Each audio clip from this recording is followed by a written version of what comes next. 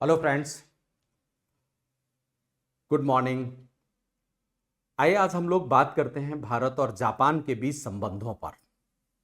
और ये चर्चा करने का कारण ये है कि अभी कुछ ही दिनों पहले 1 से 3 जुलाई के बीच में जापान की प्रधानमंत्री सनाए तकाइची भारत की यात्रा में थी और बहुत सारे डायमेंशन दोनों देशों के बीच संबंधों पर निकल करके आए। तो आइए सबसे पहले हम दोनों देशों के बीच संबंधों की इस यात्रा का एक प्रारूप तैयार करते हैं और फिर उसे समझने की कोशिश करते हैं। भारत जापान संबंध चर्चा हम इसलिए कर रहे हैं, उसका एक प्रसंग बनाएंगे और प्रसंग आपको पता ही है, तकाइची की यात्रा। इसके बाद हम देखेंगे दोनों देशों के बीच संबंधों की पृष्ठभूमि और कूटनीतिक व्यापकता। संबंधों की पृष्ठभूमि एवं कूटनीतिक व्यापकता।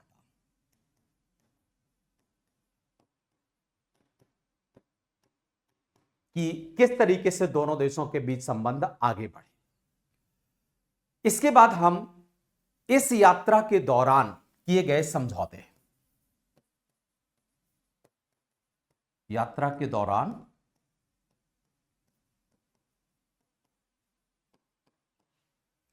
किए गए समझौते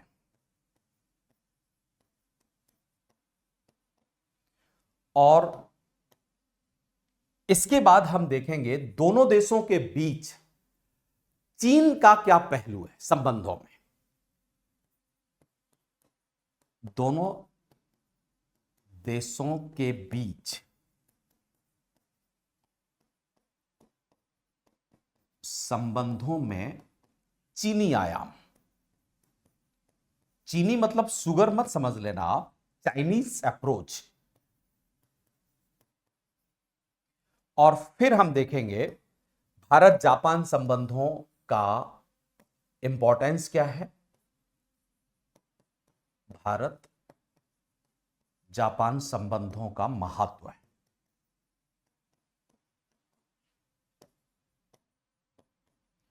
और फिर दोनों देशों के बीच संबंधों में चुनौतियां क्या हैं और अंत में सुझाव। ये सारी चीजों के बारे में हम चर्चा करते हैं आज। तो ये हमारा एक अप्रोच रहेगा। सबसे पहली बात आती है कि प्रसंग, कॉन्टेक्स्ट क्या है। हम आज भारत और जापान के बीच संबंधों की चर्चा क्यों कर रहे हैं। स्वाभाविक सी बात है कि जब हम करंट अफेयर पर चर्चा करते हैं तो कोई ना कोई कारण तो होता है, और कारण आपको पता है, वो है 1 से 3 जुलाई के बीच में सनाए तकाइची,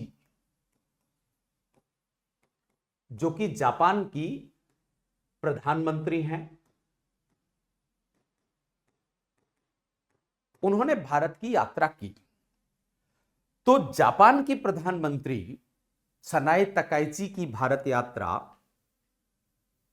ये भारत जापान विशेष रणनीतिक एवं वैश्विक साझेदारी को नई दिशा प्रदान करने वाली यात्रा रही है।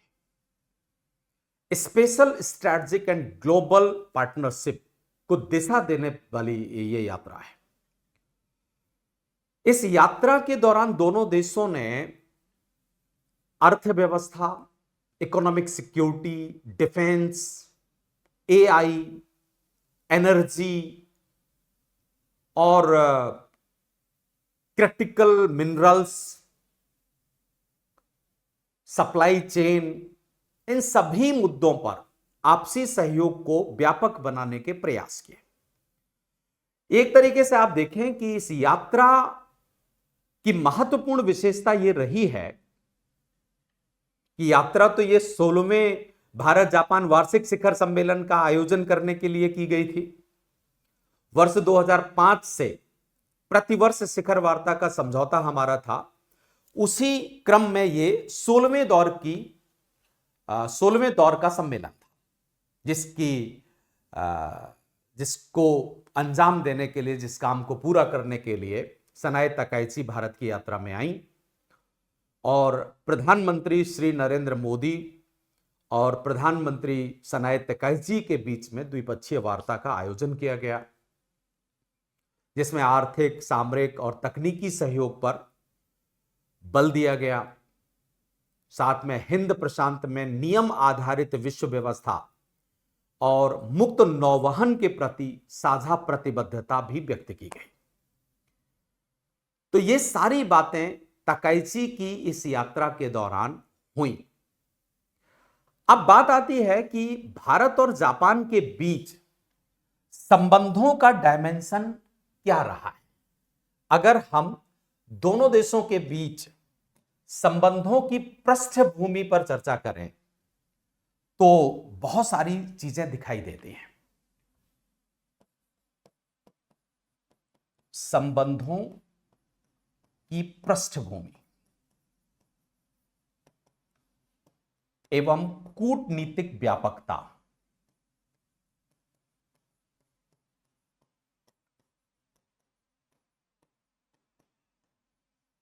दोनों देशों के बीच रिलेशन आज के नहीं है।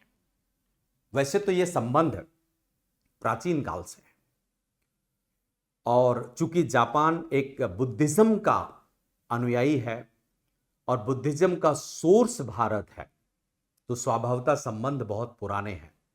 बुद्ध काल से ये संबंध हमारे बने हुए हैं, लेकिन इतनी पीछे की चर्चा करने की आवश्यकता नहीं है।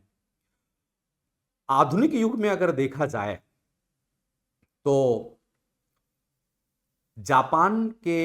आधुनिक जापान के संस्थापक के तौर पर जुनिचिरो कोइजुमी, वो तंसीना ओंकाकुरा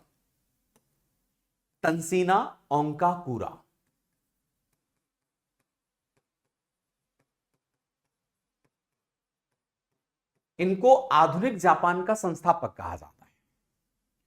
और दूसरा, हमारे देश में अगर देखें तो श्री रविंद्रनाथ टैगोर,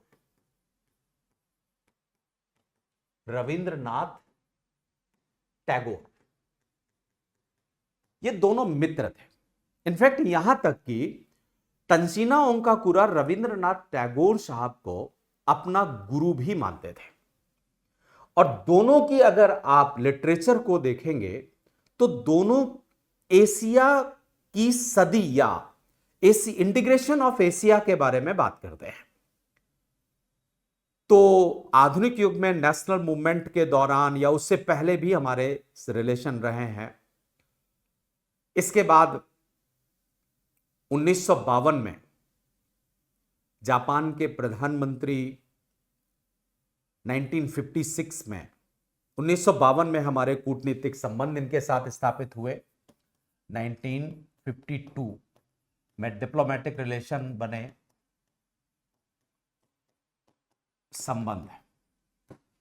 और 1956 के आसपास जापान के प्रधानमंत्री भारत की यात्रा में आए, जिनको नोबुसुकु किशी कहा जाता है। वो भारत की यात्रा में आए, मतलब रिलेशन बहुत पुराने हैं। लेकिन अगर इन पुराने रिलेशंस के डायमेंशन को हम देखें और कूटनीतिक परिवर्तन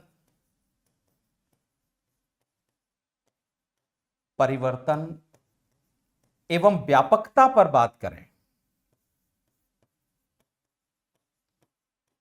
तो परिस्थितियां हमेशा परिवर्तनशील रही हैं। जैसे आप देखो कि 1952 से लेकर के 1952 से लेकर के और 2004 तक आर्थिक दृष्टिकोण से संबंध तो अच्छे रहे, लेकिन अच्छे संबंधों के बावजूद हमेशा वैश्विक दबाव के अधीन यह संबंध रहे और जापान हमेशा वैश्विक दबाव महसूस करता था। एक तरीके से आप यह कह सकते हैं कि यह फेज दोनों देशों के बीच में वैश्विक दबाव के अधीन आपसी सहमति का युग था। दबाव के अधीन आपसी सहमति, विशेषकर जापान के ऊपर चीन का दबाव हुआ करता था, क्योंकि जापान की अर्थव्यवस्था चीन पर निर्भर थी और जापान की सुरक्षा व्यवस्था अमेरिका पर निर्भर थी। तो अर्थव्यवस्था के लिए चीन और सुरक्षा व्यवस्था के लिए अमेरिका, इस पर वो निर्भर था। जैसा अमेरिका चाहेगा, जैसा चीन चाहेगा, वैसा ही जापान को काम करना होगा। लेकिन वर्ष 2005 के बाद से जापान ने थोड़ा हिम्मत दिखाई, वैश्विक दबाव से मुक्ति के प्रयास किए। मतलब जो सेकेंड फेज आया वो 2005 से लेकर के 2013 तक का फेज था, 2013। और यहां पर जापान ने वैश्विक दबाव से मुक्ति के प्रयास किए।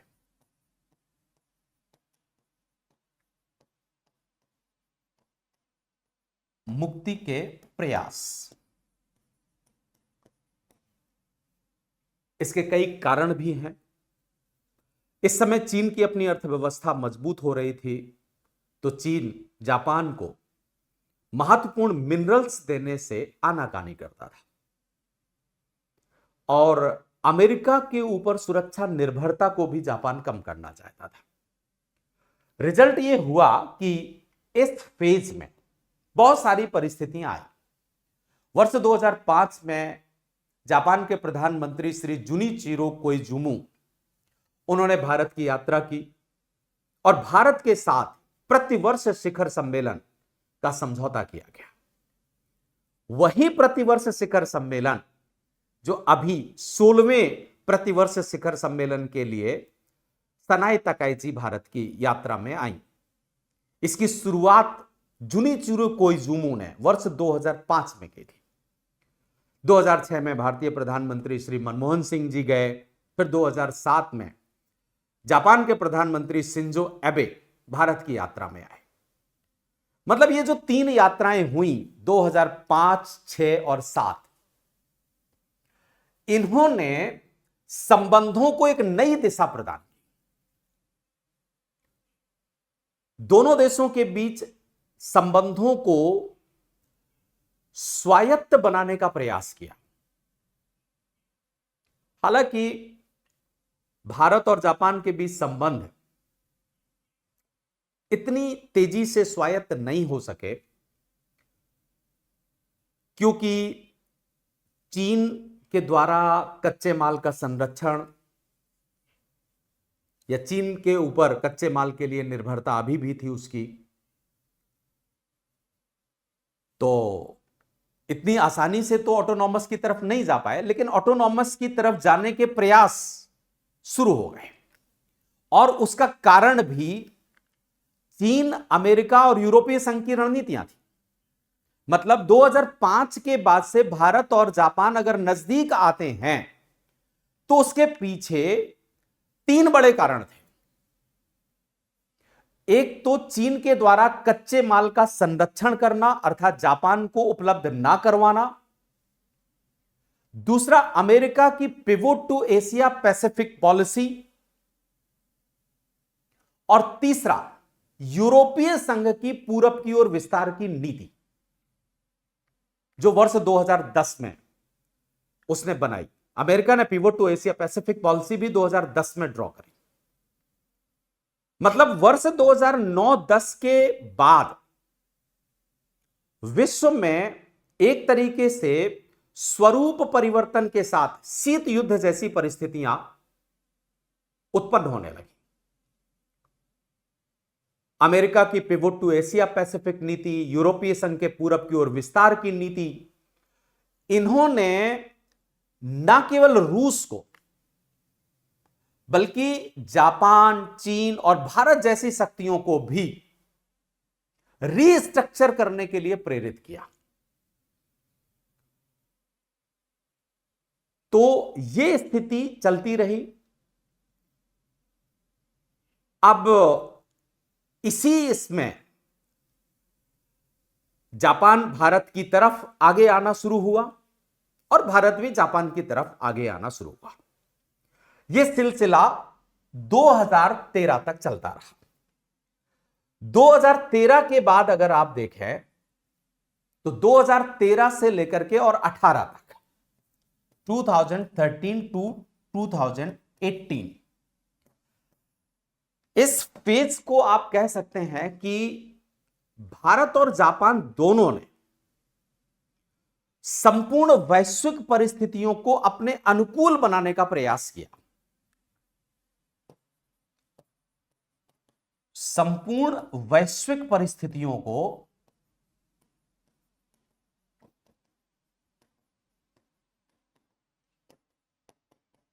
अपने अनुकूल बनाने का प्रयास किया। अब यहां पर आप देखेंगे तो बहुत सारी स्थितियां निकल करके आई। चीन, अमेरिका और यूरोपीय संघ की नीतियों ने न केवल भारत और जापान बल्कि एशियाई राष्ट्रों को अपने क्षेत्रीय संबंध सुदृढ़ करने के लिए प्रेरित किया। साथ में आपसी समन्वयता स्थापित करने के लिए, आगे बढ़ने के लिए प्रेरणा दी।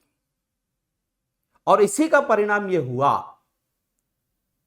कि जहां एक ओर जापान भारत की एक्ट ईस्ट पॉलिसी का केंद्र बन गया, वहीं दूसरी ओर भारत जापान की अफ्रीका नीति और एशिया पैसिफिक नीति को व्यवहारिकता प्रदान करने के लिए अपरिहार्य हो गया। मतलब जापान के लिए भारत के बिना ना तो उसकी अफ्रीका नीति पूरी हो सकती थी और ना ही उसकी एशिया पैसिफिक नीति पूरी हो सकती थी। वहीं भारत के लिए अपनी एक्ट ईस्ट पॉलिसी को अगर वास्तविकता प्रदान करनी है तो जापान जरूरत बन गई। अब यह समय ऐसा रहा कि जब हमें हमारी नीतियों को आगे बढ़ाना है, मतलब 3 पॉलिसी अगर आप देखेंगे, पहली भारत की एक्ट ईस्ट पॉलिसी, यह भारत की हो गई, और अगर जापान की अफ्रीका नीति प्लस जापान की एशिया पैसिफिक नीति, एशिया पैसिफिक, यह जापान की नीति। इन दोनों नीतियों को अगर वास्तविकता प्राप्त करनी है तो एक दूसरे की जरूरत होगी। रिजल्ट यह हुआ कि इसी समय जापान ने इच्छा व्यक्त की कि एशिया व्यापी आर्थिक समुदाय में भागीदारी अब आसियान +3 मात्र ना रहे।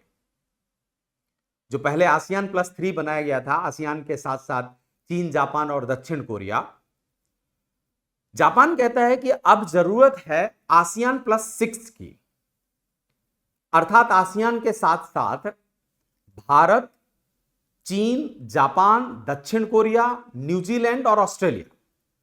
जहां पहले चीन, जापान और दक्षिण कोरिया हुआ करते थे, अब भारत, न्यूजीलैंड और ऑस्ट्रेलिया को भी इसमें शामिल करने की पेशकश जापान ने की। रिजल्ट यह हुआ कि दोनों देशों के बीच में रिलेशन इस दौरान और प्रभावी हुए। 2018 तक परिस्थितियां बिल्कुल मजबूत हो गईं और 2018 के बाद 2020 18 से लेकर के और 2026 में आज आप बैठे हुए हैं, और इसे हम कह सकते हैं कि दोनों देशों ने सामरिक संरेखण और वैश्विक साझेदारी की रणनीति अपनाई है। सामरिक संरेखण एवं वैश्विक साझेदारी,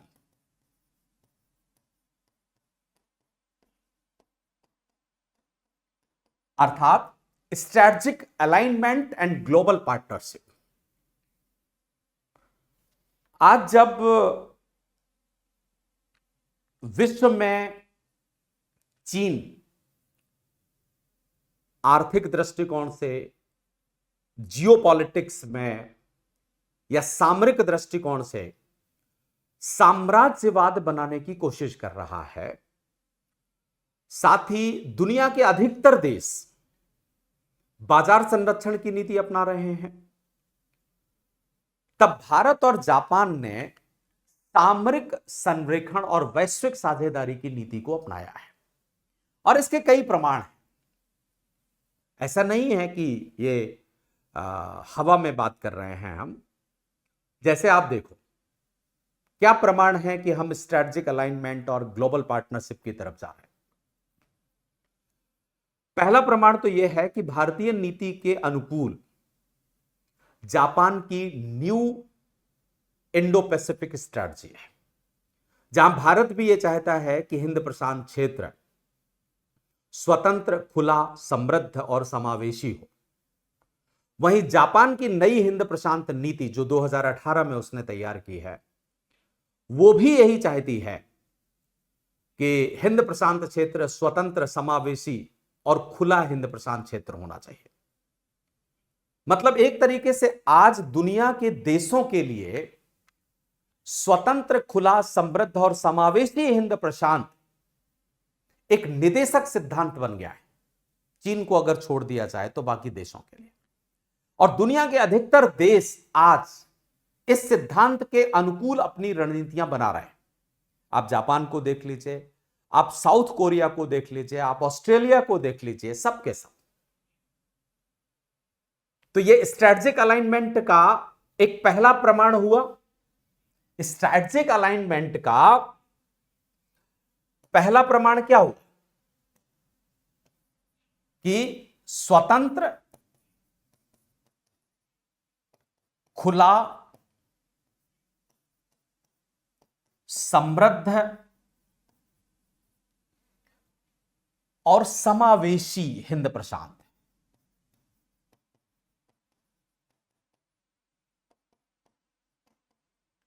हिंद प्रशांत यह निदेशक सिद्धांत के तौर पर आज काम कर रहा है, जिसको इंडिया भी चाहता है और जापान भी चाहता है। दूसरा प्रमाण अगर आप देखना चाहें तो अभी रिसेंटली जुलाई 2026 सनाई तकाइची की भारत यात्रा, इसने भारत जापान संबंधों को पारंपरिक आर्थिक सहयोगी से अब आगे बढ़ा करके इकोनॉमिक सिक्योरिटी, आर्थिक सुरक्षा की तरफ आगे बढ़ा दिया है। हाई टेक्नोलॉजी के लिए हमने आगे काम कर लिया है। उच्च तकनीकी,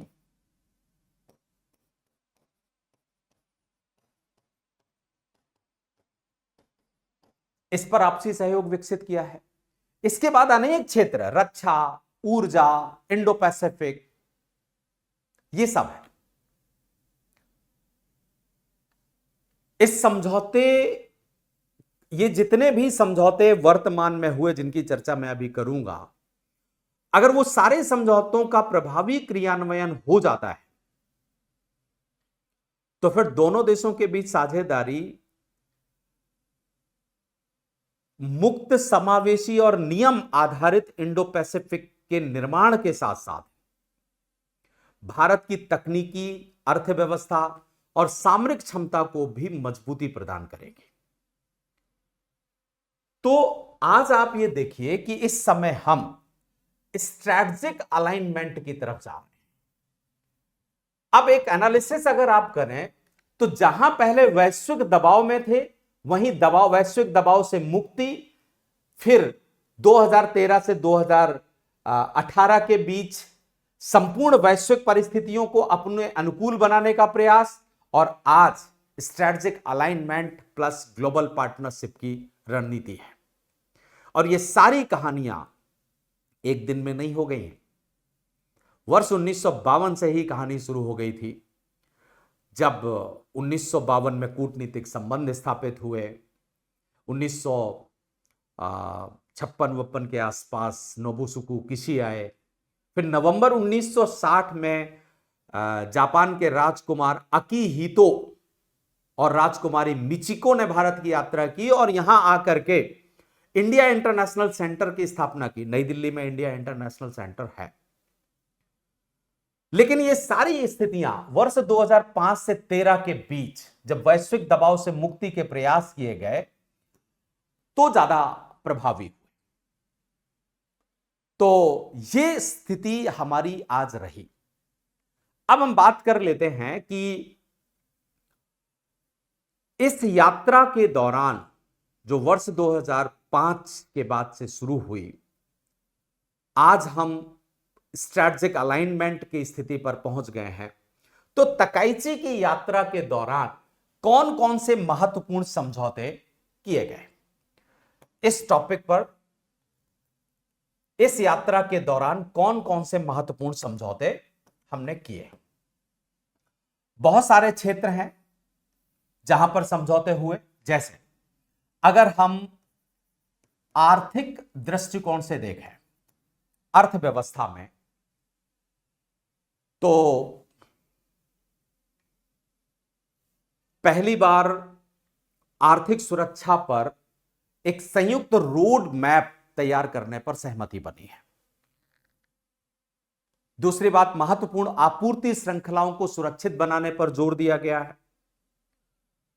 दुर्लभ खनिज और रणनीतिक संसाधनों पर सहयोग बढ़ाने की तरफ आगे बढ़े हैं।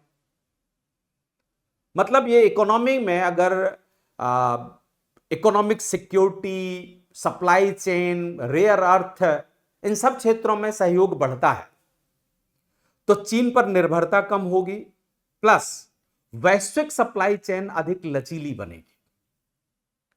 तो एक तो हमने समझौता यह किया। दूसरी बात, एआई क्षेत्र में भी हमारा समझौता हुआ है। कृत्रिम बुद्धिमत्ता, कृत्रिम बुद्धिमत्ता में आप देखो कि एआई अनुसंधान और नवाचार में संयुक्त कार्य किया जाएगा, आपसी सहमति बनी है। भारत की सॉफ्ट पावर क्षमता और जापान की हार्डवेयर और रोबोटिक कैपेसिटी, इनके बीच में समन्वयता स्थापित की जाएगी। प्लस सुरक्षित एवं विश्वसनीय एआई विकसित करने के लिए आपसी सहमति बनी है। एआई क्षेत्र पर और रोबोटिक क्षेत्र पर, हार्डवेयर, सॉफ्टवेयर, इन सभी क्षेत्रों पर आपसी सहमति से एक तरफ तो भारत एआई हब बनने की दिशा में आगे बढ़ सकता है, और दूसरा, डिजिटल अर्थव्यवस्था को हमारे देश में बढ़ावा मिलेगी। तो कृत्रिम बुद्धिमत्ता का क्षेत्र बहुत महत्वपूर्ण है। तीसरा हमारा जो सहयोग बढ़ा है वो डिफेंस कॉपरेशन पर हमने काम किया है। रक्षा सहयोग, तकाइची की यात्रा के दौरान इस रक्षा सहयोग में आप देखिए कि पहली बार रक्षा सह विकास समझौता हुआ है। इंडिया और जापान के बीच डिफेंस को डेवलपमेंट एग्रीमेंट पर हस्ताक्षर किए हैं। दूसरा, रक्षा प्रौद्योगिकी और रक्षा उद्योग सहयोग को बढ़ावा देने के लिए सहमति बनी है। समुद्री सुरक्षा और संयुक्त सैन्य अभ्यासों में वृद्धि के लिए भी सहमति बनी है। तो रक्षा क्षेत्र में अगर ये सहयोग हमारे विकसित होते हैं तो हिंद प्रशांत में चीन की बढ़ती गतिविधियों को संतुलित किया जा सकेगा, प्लस भारत की रक्षा आत्मनिर्भरता को भी बढ़ावा मिलेगा। इसके साथ ही एनर्जी कोऑपरेशन पर भी सहयोग बढ़ा है। ऊर्जा सहयोग, आप यहां पर देखिए कि एलएनजी, हरित हाइड्रोजन और ग्रीन एनर्जी में आपसी सहयोग बढ़ाने पर सहमति बनी है, प्लस ऊर्जा आपूर्ति की सुरक्षा सुनिश्चित करने पर भी सहमति बनी है।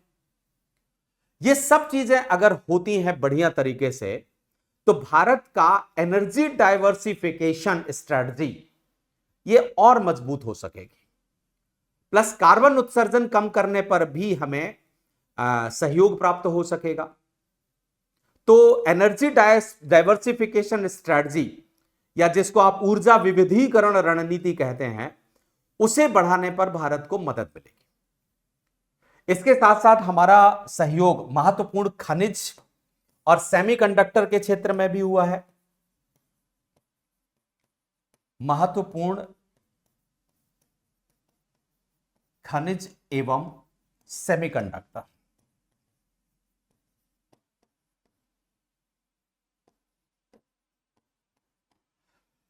अब यहां आप देखो कि क्रिटिकल मिनरल्स में संयुक्त निवेश की सहमति बनी है दोनों देशों के बीच में। सेमीकंडक्टर इकोसिस्टम विकसित करने में जापान भारत का सहयोग करेगा। परिणाम यह होगा कि इलेक्ट्रॉनिक्स और ईवी उद्योग को मजबूती मिलेगी। यहां पर भी चीन पर निर्भरता कम होगी। इसके साथ साथ निवेश और व्यापार में वृद्धि के लिए भी सहमति बनी है। निवेश एवं व्यापार, आप देखो कि भले ही भारत और जापान लंबे समय से एक दूसरे के सहयोगी हैं, लेकिन अभी भी व्यापार अपेक्षा के अनुकूल नहीं है, जिसको बढ़ाने की कोशिश करनी चाहिए। अब ऐसी स्थिति में इस यात्रा के दौरान जापान ने भारत में दीर्घकालिक निवेश बढ़ाने की प्रतिबद्धता दोहराई है। साथ में विनिर्माण है, बुनियादी ढांचा, high speed rail, new technology में निवेश, इन सबको प्रोत्साहित किया जाएगा, जिससे हमें रोजगार बढ़ाने में भी मदद मिलेगी, प्लस मेक इन इंडिया और आत्मनिर्भरता बढ़ाने में भी हमें समर्थन प्राप्त होगा। तो ये बहुत सारे ऐसे क्षेत्र हैं जहां पर दोनों देशों ने आपसी सहमति को बढ़ावा देने का काम किया है, समझौते किए हैं। अब एक और बात पर चर्चा कर लेते हैं हम लोग, और वो है दोनों देशों के बीच में संबंधों में चीन का आयाम, चाइनीज डायमेंशन। चाइनीज डायमेंशन की अगर चर्चा की जाए तो ये जो तकाइची की 3 दिवसीय यात्रा हुई है, इसका ज्यादातर मकसद इंडो पैसिफिक क्षेत्र में चीन के बढ़ते प्रभाव को देखते हुए जितने भी चिंतित देश हैं, चीन के इस प्रभाव को देखते हुए उन सभी देशों को एक मंच पर लाना तकाइची का यह उद्देश्य था, जैसा कि उनकी बातों से और मीडिया इंफॉर्मेशन से, डिप्लोमेटिक एनालिसिस से पता चलता है। दूसरी बात, सुरक्षा और अर्थव्यवस्था में आपसी सहयोग को बढ़ाना, मतलब सुरक्षा और अर्थव्यवस्था जापान और भारत दोनों के लिए महत्वपूर्ण है। तो तकाइची जापान के सुरक्षा बदलाव को तेज करना चाहती हैं और ये दिखाना चाहती हैं कि भारत जापान का एक महत्वपूर्ण साझेदार है रक्षा क्षेत्र में। यह बात भी चीन को खटकती है। इसके बाद जापान की जो free and open Indo Pacific strategy है, उसके लिए जापान ने जो अभियान छेड़ा है, उस अभियान के पीछे सोच भी यही है कि एशिया पैसिफिक क्षेत्रीयता से अब आगे बढ़कर भारत को चीन के खिलाफ एक संतुलनकारी शक्ति के रूप में अधिक मजबूती के साथ आगे बढ़ाया जाए। मतलब अब जापान ये चाहता है कि इंडिया केवल एशिया पैसिफिक रीजनलिज्म तक सीमित ना रहे, बल्कि स्पष्ट तौर पर एक counter balancing force against China के रूप में मजबूती से आगे आए। ये उनका मानना है, इस उद्देश्य से वो आए थे। हालांकि इस दृष्टिकोण में भारत की अपनी रणनीतियां हैं और भारत अभी तो नहीं ऐसा चाहेगा कि चीन के विरुद्ध हम एक counter balancing, clearly counter balancing force के तौर पर आगे आए। तो भारत अपनी रणनीतियों के आधार पर काम करेगा, लेकिन जापान ये चाहता है। तो ये एक चाइनीज डायमेंशन है। चाइना को काउंटर करने के लिए भारत और जापान दोनों को जरूरत है, और एक तरीके से आप कह सकते हैं कि चीन दोनों का एक सामान्य शत्रु है, कॉमन इनिमी। जापान का तो वो बहुत पुराना शत्रु है, आज का नहीं है। अफीम के युद्ध से लेकर के और द्वितीय विश्व युद्ध तक जापान और चीन कई बार लड़े। मंचूरिया का युद्ध आपको याद होगा, 1931 में युद्ध हुआ। चाइना जापान के ऊपर कई बार आरोप लगाता है कि उसने हमारे देश में मानव अधिकारों का हनन किया है, वो एक अलग डायमेंशन है। लेकिन चीन और जापान पुराने शत्रु हैं। भारत और चीन की शत्रुता को अगर देखा जाए तो बहुत पुरानी नहीं है। इनफैक्ट 1960 के दशक से ही भू राजनीति को लेकर के शत्रुता आई। यहां तक कि 1954 में तो हमारी अच्छी मित्रता थी चीन के साथ, पंचशील समझौता भी हुआ था।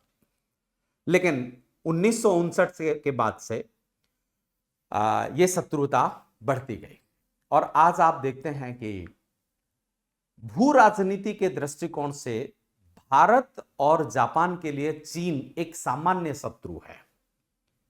इसलिए जापान को यह लगता है कि भारत को अपने साथ लाया जाए। ठीक, तो यह चीन का पहलू हुआ। अब आइए हम चर्चा कर लेते हैं कि भारत और जापान के संबंधों का इंपॉर्टेंस क्या है। इस इंपॉर्टेंस को हम दोनों दृष्टिकोण से देख सकते हैं। दोनों दृष्टिकोण से मतलब हुआ कि भारत के लिए जापान का महत्व क्या है। भारत के लिए जापान का महत्व, और फिर देखेंगे हम जापान का भारत के लिए महत्व।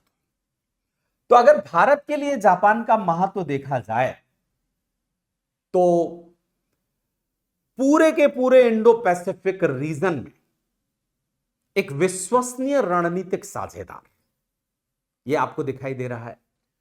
तो हिंद प्रशांत का एक विश्वसनीय रणनीतिक साझेदार।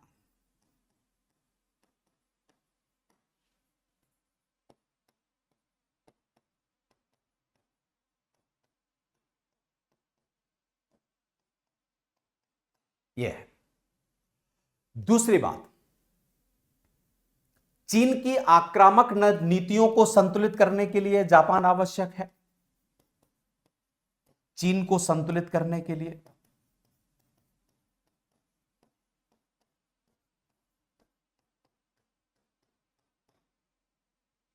तीसरी बात, उच्च तकनीकी में अगर आपको निवेश प्राप्त करना है तो जापान जरूरत है। उच्च तकनीकी निवेश यह हमें जापान से प्राप्त हो सकता है। डिफेंस मॉडर्नाइजेशन में भी हमें जापान सहयोग कर सकता है। रक्षा आधुनिकीकरण में जापान का महत्व है। प्लस एनर्जी डाइवर्सिफिकेशन पॉलिसी में भी, रक्षा विविधीकरण नीति में भी जापान सहयोग कर सकता है। विविधीकरण नीति और बहुत सारे रक्षा प्रौद्योगिकी में 2016 में हमारा परमाणु सहयोग समझौता भी हुआ। पश्चिम बंगाल में एक हाइड्रो इलेक्ट्रिसिटी प्लांट्स भी जापान लगा रहा है। इंफ्रास्ट्रक्चर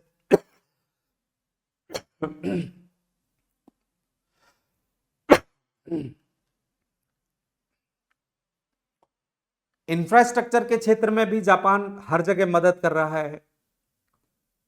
तो आप कह सकते हैं कि संरचनात्मक विकास में सहयोग, विकास में सहयोग, अब ये सारा कॉपरेशन भारत के लिए बहुत महत्वपूर्ण है। अब यहीं पर अगर हम बात करें कि क्या भारत भी जापान के लिए भी महत्वपूर्ण है, बिल्कुल स्वाभाविक सी बात है, भारत भी जापान के लिए महत्वपूर्ण है।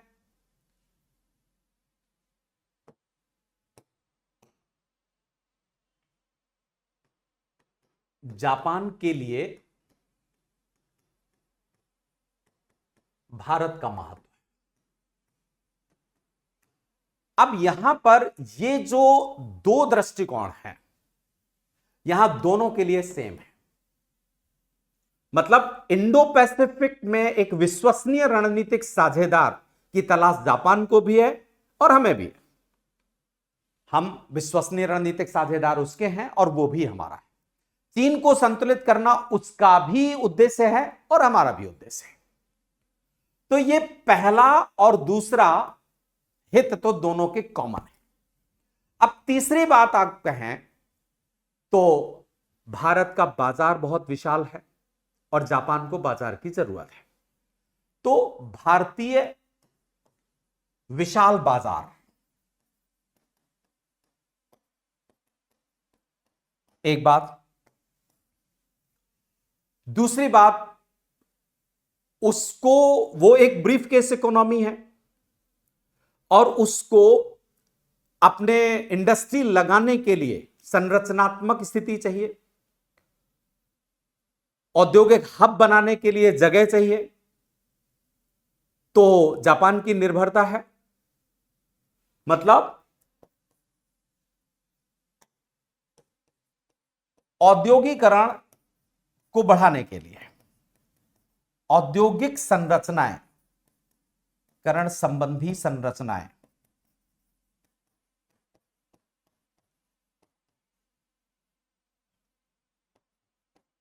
वो विकसित कर सकता है। यहां पर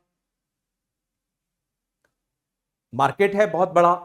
तो इन सभी चीजों में जापान के लिए हम भी जरूरी हैं और वो भी हमारे लिए जरूरत है। और यही कारण है कि आज दोनों देश economic cooperation, infrastructure, connectivity, defence security, technology innovation, people to people connectivity, इन सभी क्षेत्रों में हम आपसी सहयोगी हो गए और काम कर रहे हैं।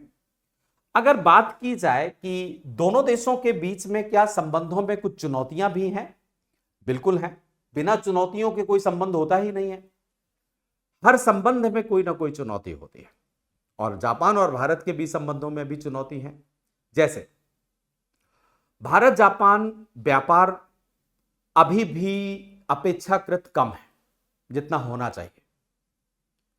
लंबे समय से यह व्यापार नहीं बढ़ सका, एक चुनौती है। बहुत सारी परियोजनाओं के क्रियान्वयन में विलंब होता है जिससे जापान दुखी होता है। जैसे हाई स्पीड ट्रेन का एग्रीमेंट बहुत लंबे पुराना हो गया, लेकिन अभी तक यह व्यवहारिक रूप नहीं धारण कर पाया, जिसका कारण नौकरशाही प्रक्रियाएं हमारी थोड़ा जटिल हैं।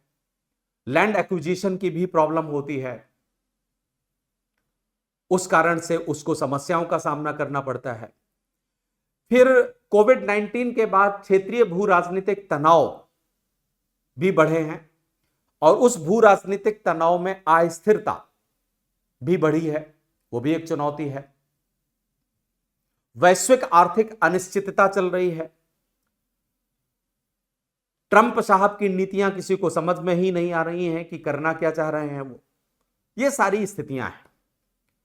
तो वैश्विक, क्षेत्रीय और द्विपक्षीय स्तर पर चुनौतियां हैं, लेकिन कोई भी चुनौती को अगर अच्छे तरीके से मैनेज किया जाए तो वो ठीक भी हो सकती है।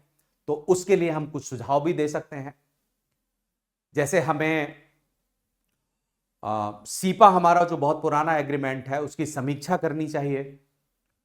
सेमीकंडक्टर और चिप निर्माण में संयुक्त निवेश को तेजी से आगे बढ़ाने की आवश्यकता है। प्लस रक्षा सह उत्पादन और सह विकास का विस्तार करना चाहिए। इसके साथ हमें एआई, क्वांटम कंप्यूटिंग और साइबर सुरक्षा में सहयोग करने की आवश्यकता है। हम कोशिश कर सकते हैं क्रिटिक मिनरल्स के लिए संयुक्त निवेश तंत्र विकसित करना। रीजनलाइजेशन में क्वाड और इंडो पैसिफिक सहयोग को मजबूत करने के लिए भी काम किया जा सकता है।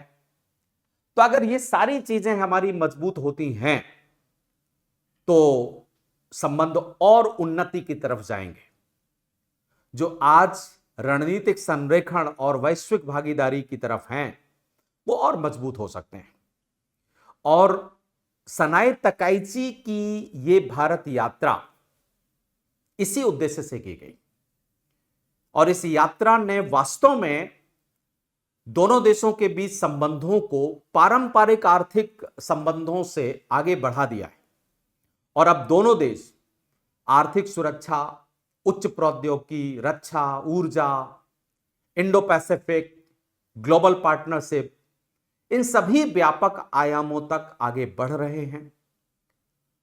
जो अभी समझौते हुए हैं उनका प्रभावी क्रियान्वयन हो जाता है जब, क्योंकि उसके लिए थोड़ा टाइम लगता है, तो ये साझेदारी मुक्त, समावेशी और नियम आधारित इंडो पैसिफिक निर्माण के लिए बहुत मजबूत होगी।